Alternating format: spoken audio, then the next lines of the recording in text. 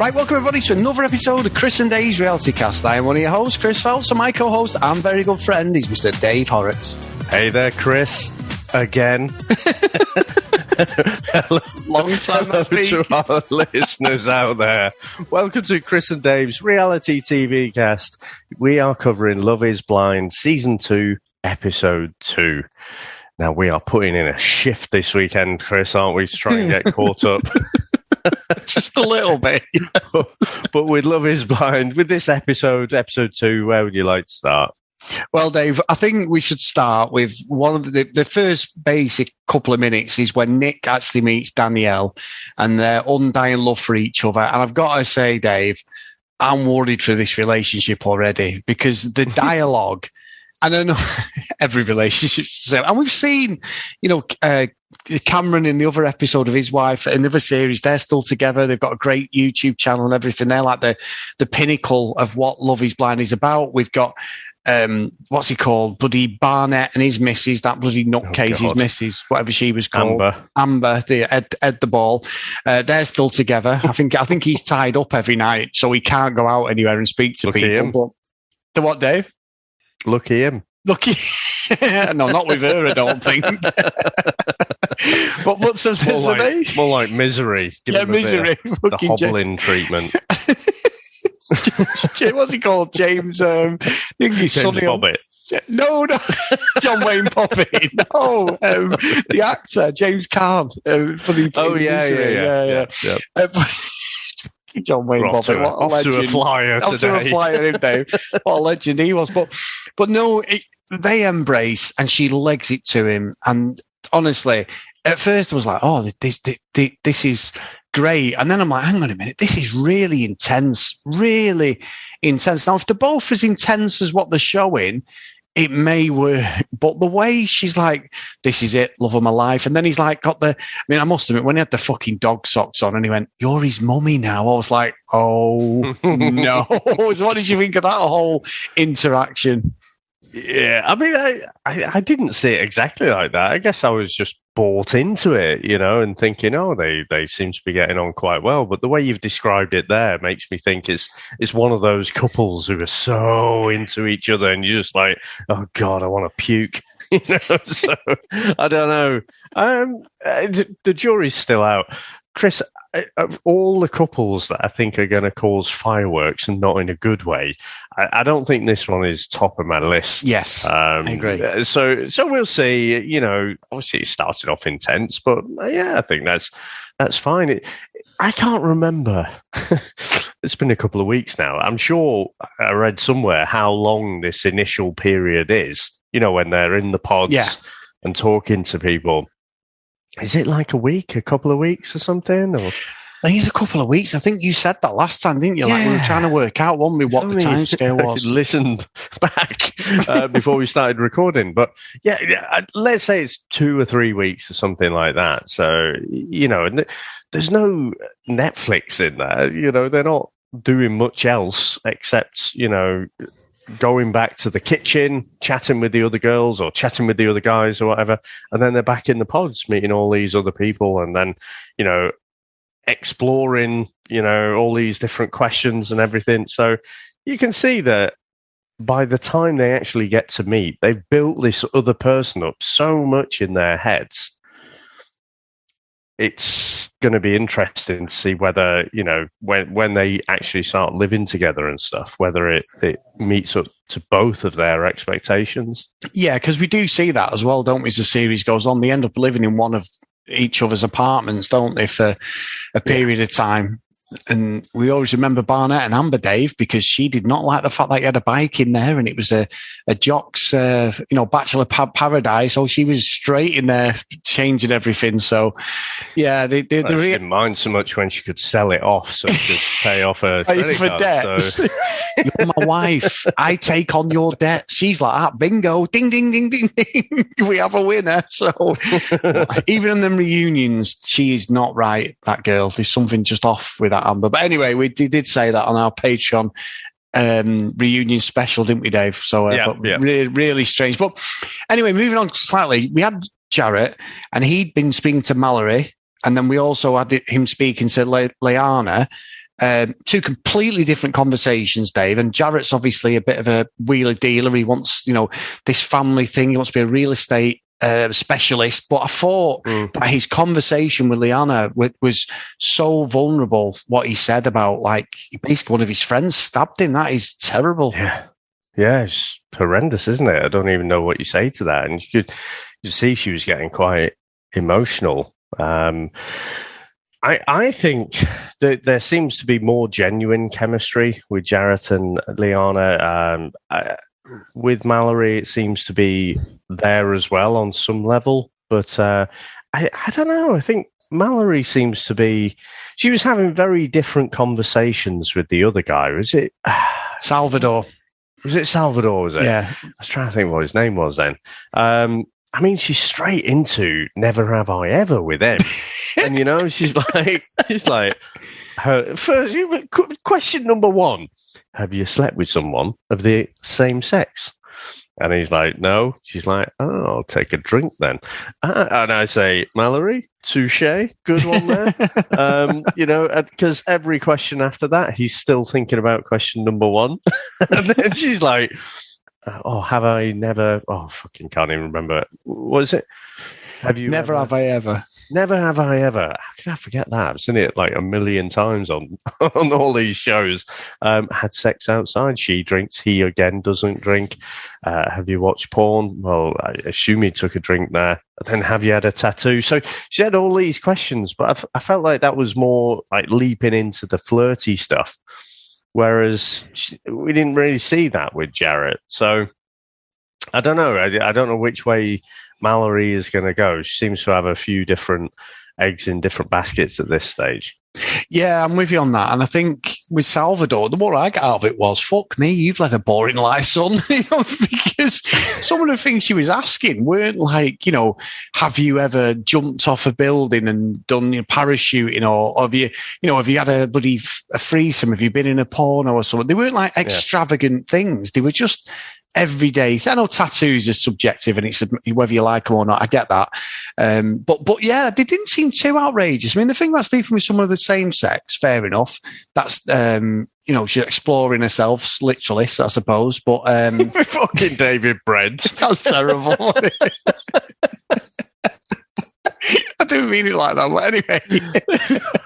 That's what he said, isn't it, in the interview? Yeah. With his fucking secretary, exploring yourself. Yourself. Tell me more. But isn't it weird, though, that, like, what if he'd have said yes? We saw in season 1 the guy was struggling with that kind of history. Yes. He's been with both men and women. It's just weird, isn't it? That, as a society, we do view it like really quite differently. Yeah, that's true. That's very true, Dave, actually. Very true. I think his bloody name is as well. And he's with a guy now. He was with, Crystal, she was called? Diamond. I think she was called Diamond, wasn't she? That was it. And she was horrible to him. He was horrible to her. The ring got thrown in the pool. But he's actually in a relationship now with a guy, and he seems really, really happy. I think he's sort of come to terms with his own sexuality. So good on him. But you're right, Dave. He is looked upon slightly differently in society, which is just weird. But I think the dynamic of it is like, there's only a couple of couples really I'm invested in. I mean, we got the whole thing again. Shane, what a cock he is, Dave. He's an absolute fuckboy, this guy. And why can't they see that he's a lecherous, creepy fucker? Natalie and Shane are the two that he's been, because he called fucking Natalie Shayna in the last episode, and that was terrible. Even though it was good TV, it was also terrible for poor Natalie. She was a wreck. But he's making a play for her again. And I'm like, Natalie, walk away. She's like, if it's not you, it's no one else. And she sort of guilt trips him into going, do you want to be my girlfriend? And I don't think he wants anybody to be his girlfriend. I think he just wants to go. And as he said, just fill his boots, literally, Dave, because he is definitely only there for one thing, and that is not for a relationship. Yeah. I mean, he's not the smartest one, is he? Because he's in the kitchen with the guys and whatever. He must realise that the girls surely are in a similar kind of kitchen, having similar kind of conversations. So he's talking to Natalie, asking her to be his girlfriend, saying that Well, basically, all the things she wants to hear, that, he's just invested in her. He's going to focus on her now.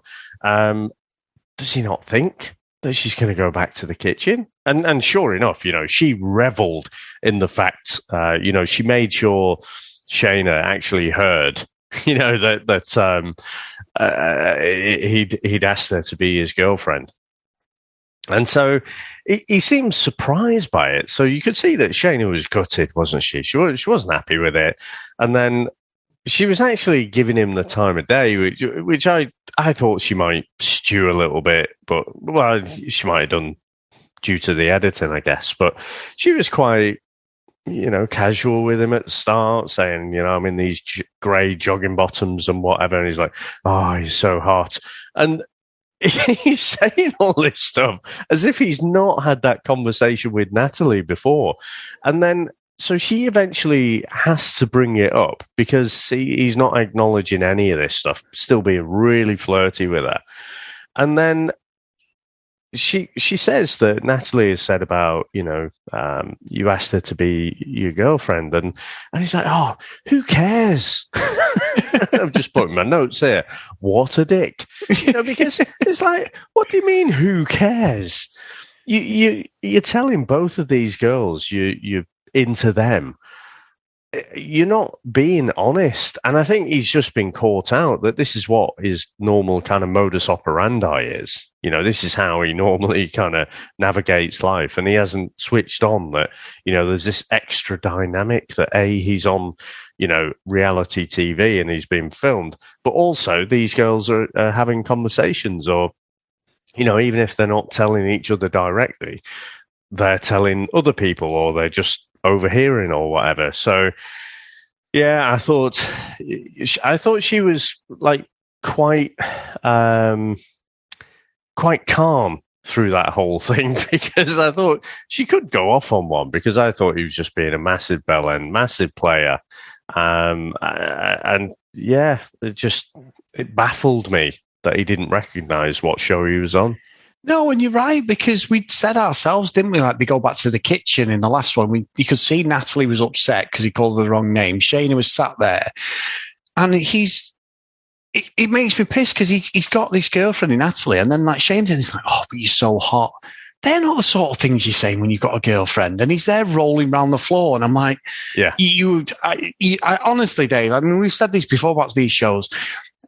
Does nobody watch the show? Does nobody see that people talk? They're fucking oblivious to it, aren't they? He's not a nice guy, and he shouldn't be with Natalie or Shaina. I mean, Shayna's silly if she picks him over Kyle, because I don't think this is over. I honestly do not think it's over. This is a lust thing, and he's absolutely playing it. He's not a nice guy. He's a creep, if I'm being honest, and all the girls should stay well clear of him. However, he's a great contestant as well, Dave, because he's just this sort of character is what you need to sit there like sort of throwing tomatoes at the telly, like, don't do it, because he's horrible.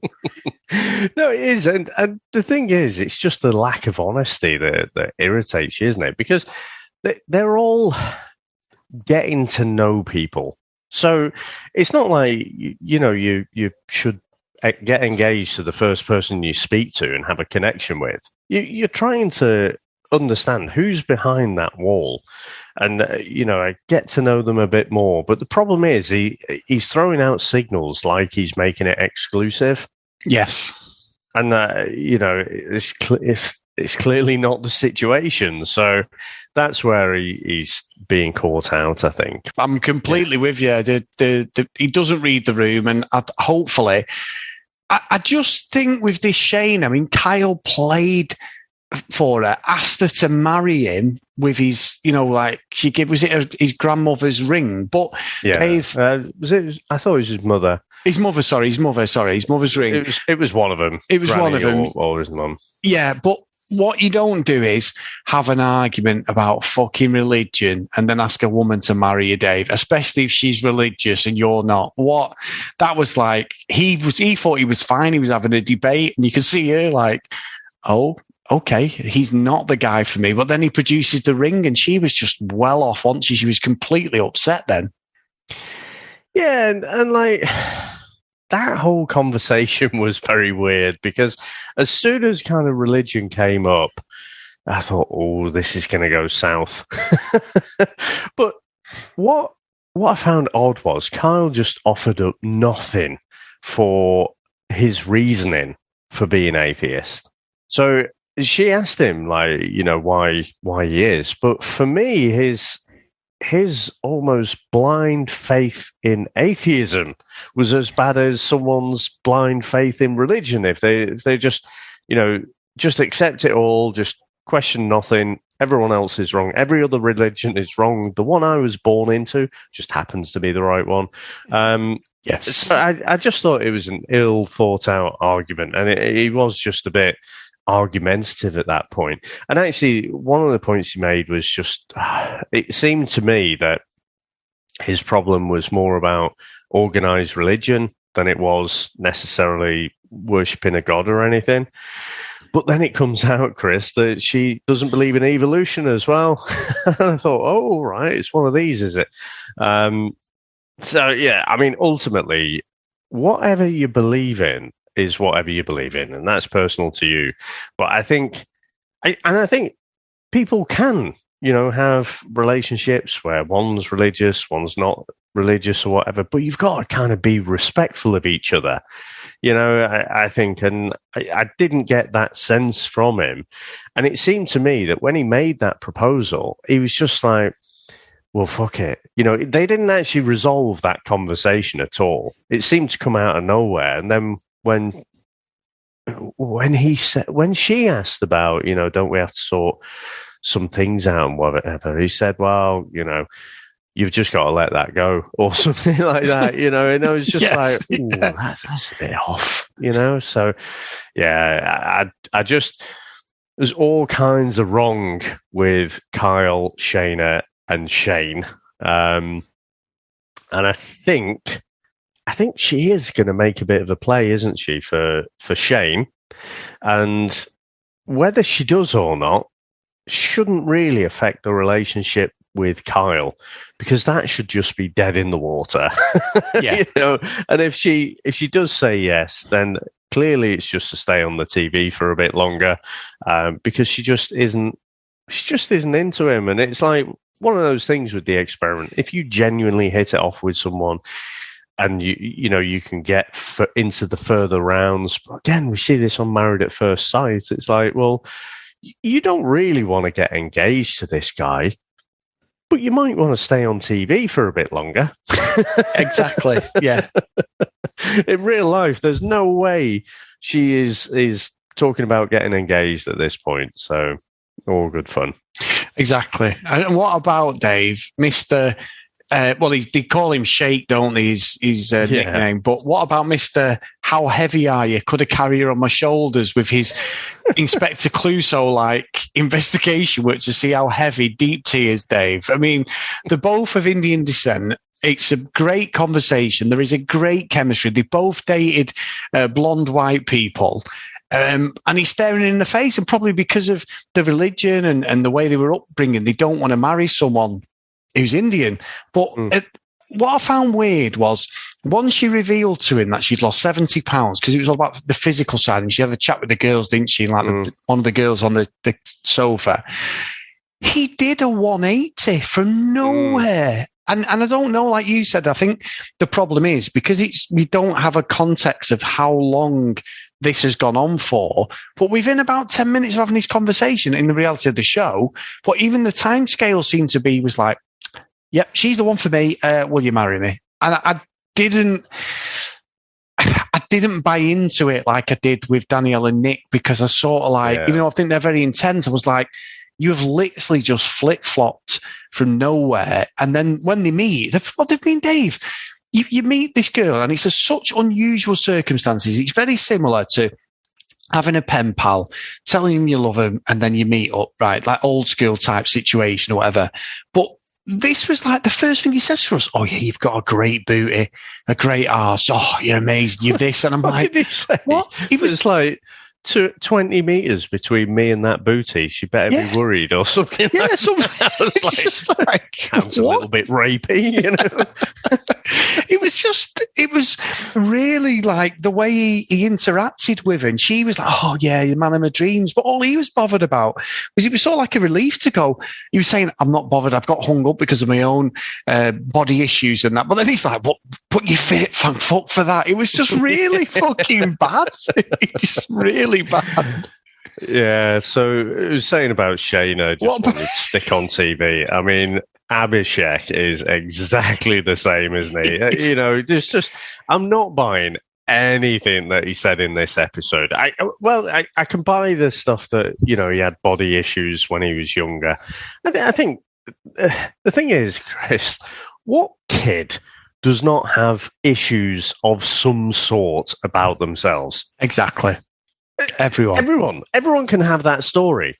And so, you know, he was kind of reflecting off her. And I think someone's had a word with him, you know, when he's been back at the kitchen or something. And because he said something like, you know, I'm asking questions about, you know, weight and everything, and no one else is doing that. And, you know, it made me think, you know, how shallow am I, kind of thing.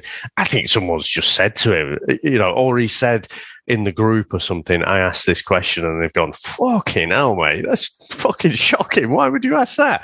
You know, so he's not really had that come to Jesus moment. You know, he's not really saw the light. He's thinking, oh fuck, I'm coming across like a prick here. And actually, she's probably the only girl who will still speak to me. So I have to make a massive play for it. So I don't know. He seemed to go from, you know, 0. He did his 180, and then he was 0 to 100, wasn't he? He was totally in for it then. And, you know, he's like kissing her feet and stuff, which is apparently is a normal thing the other way around for the Hindu religion, I guess, for the woman to, you know, touch the guy's feet. So he was overplaying it, I think, for me. And, yeah, I'm just not buying it. But Chris, I said last episode, I want this guy on the show because I think he's going to be, you know, coming out with all sorts. You know, he's corrected based on advice that I think he's been given there.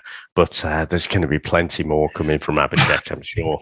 Well, you mentioned David Brent, and I don't know if you picked up on this, but you know when he did the groping thing, when he grabbed her and he was going on about her backside and her arse, he did grab her arse and go, I'm going to get you pregnant. That's like one of the first things he said to her, yeah. God. And I was like, oh, fucking hell, mate. You know what I mean? Like, come Sounds on. Like Finchy more than David Brent. Yeah, proper like lechy shit. So I don't know whether they're going to last.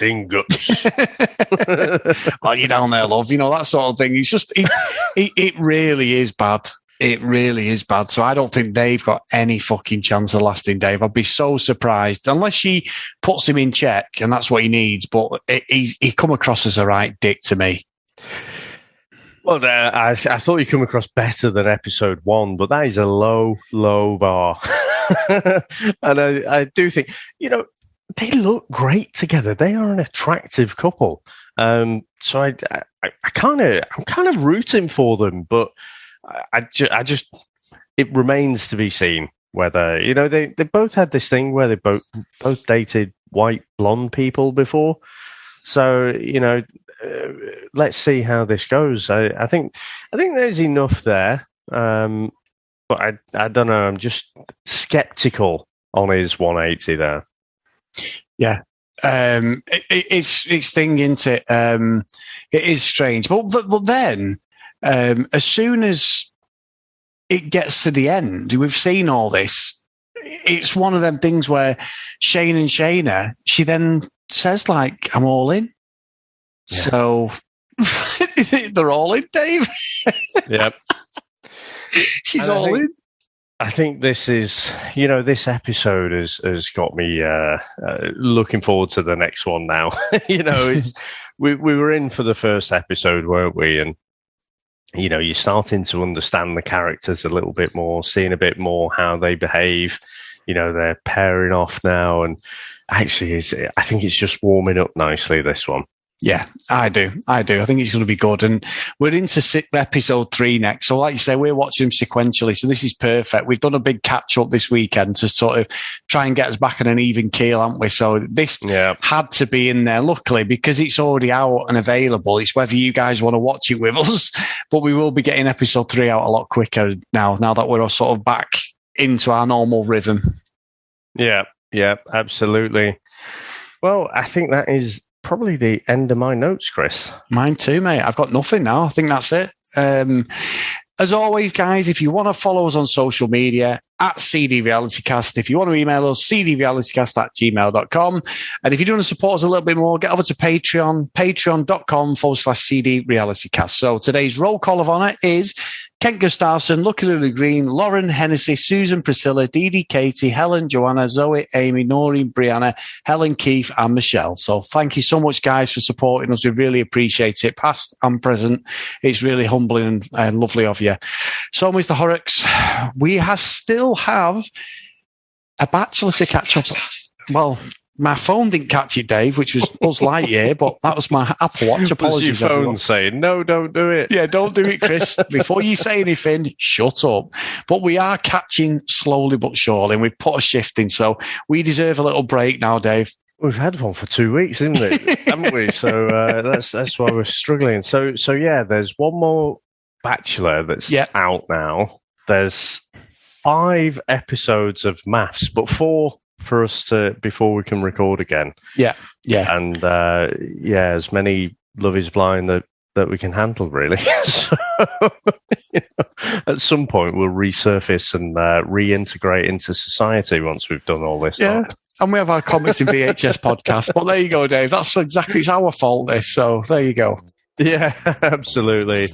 Well, it's been good to catch up again. And I'll speak to you next time. Take care, everyone. Bye.